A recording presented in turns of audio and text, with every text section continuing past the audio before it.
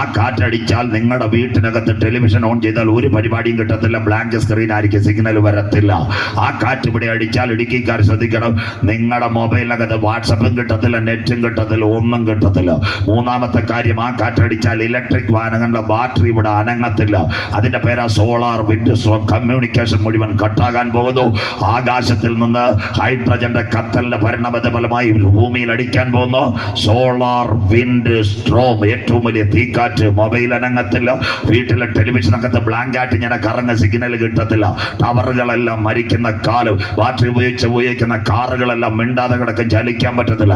അങ്ങനെ ഒരു സംഭവം ഇവിടെ വരാൻ പോകുന്നു. സോളാർ റേഡിയേഷൻ, ക്യാൻസറിനേക്കാളും വലിയ റേഡിയേഷൻ. CME, ആ CMEയുടെ പ്രത്യേകത, CME കൊറോണൽ മാസ് എജക്ഷൻ. അത് 7 തട്ടുകളിൽ കൂടി ഭൂമിയിൽ വരും.